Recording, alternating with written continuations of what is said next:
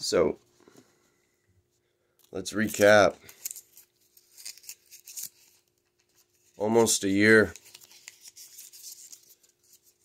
3 forms of communication have been done. Back around Thanksgiving, I had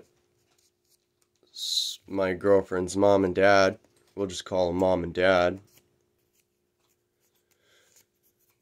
approach me about how much it would cost for me to leave their daughter. Some real Cinderella bullshit. When that wouldn't work, they proceeded to threaten me. When that didn't work, they proceeded to try and use extortion. When that didn't work, from what I'm gathering, they got in cahoots with, we'll call him Baby Daddy, because, you know, Jake doesn't like me dropping his name. But it's okay, because he could use 3 different background checks, falsify court documents, say he's doing it of his own free will and because he wants to. He'll tell the courts that he's the one that found all this information, and then turn around and tell my girlfriend that, no, he got this information because her parents gave it to him. Or because I gave it to him. I'm sorry, did I inform you that I was arrested 3 times in the last 2.5 years? Pretty sure I didn't. But that's okay. Because what it shows is the jealousy. What it shows is the manipulation and the conniving. I pray to God that he's lying and that my girlfriend's parents didn't help with any of this, trying to take full custody, charging child support, and only allowing her to see her daughter 4 days out of the month.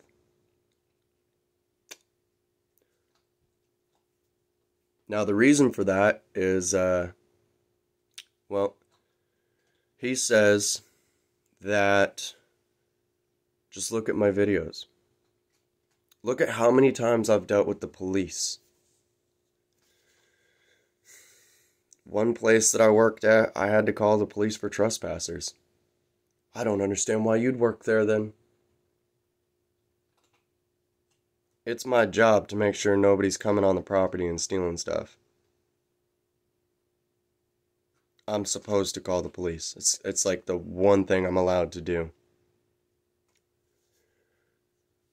Then he wants to sit there and say, well, if it was him, he would have just left. If it was him, right? Okay, so let me get this right. So if your truck died, you had to have it towed back to your place of employment, which is also where you rent a cabin. So your truck died, your dog died, you live at work. They become a quarantine site and inform you that they don't have the money to pay you anymore, so you have to leave. I'm paying $400 in rent, and you're paying me $378 to work here.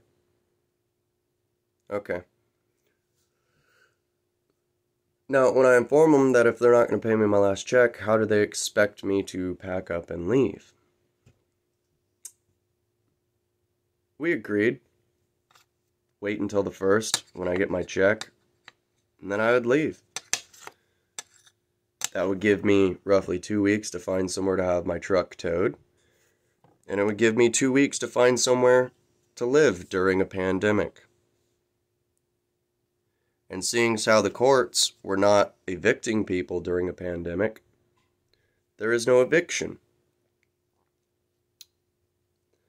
Now, he wants to sit there and discredit and be all chef pusty or poofy about, I would have just left. How? I had a backpack. I had enough time to throw a couple of changes of clothing in it. And that was it. It's not like I came home and knew. No. I came home from work that day from another job,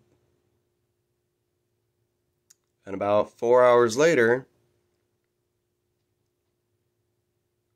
police showed up. So that would be 9 p.m. Police showed up with a no contact order.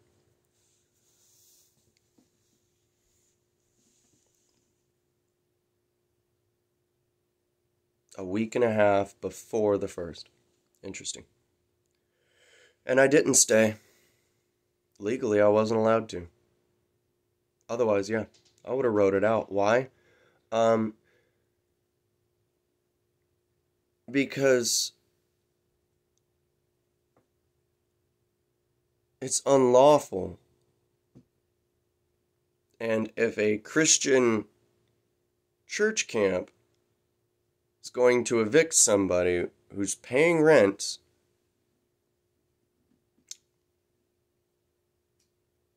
then that's on them. They should go through the legal channels. That being said, falsifying a police report,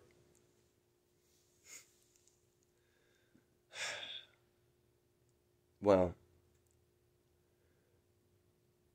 it's just not a thing.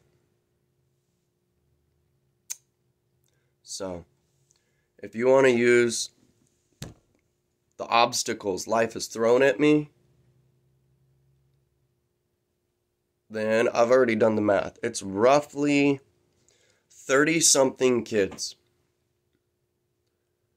If I do the math without using names, it's about 30-something kids that I have been in their life since 2018. Girlfriend's kids, friends' kids, my own kids.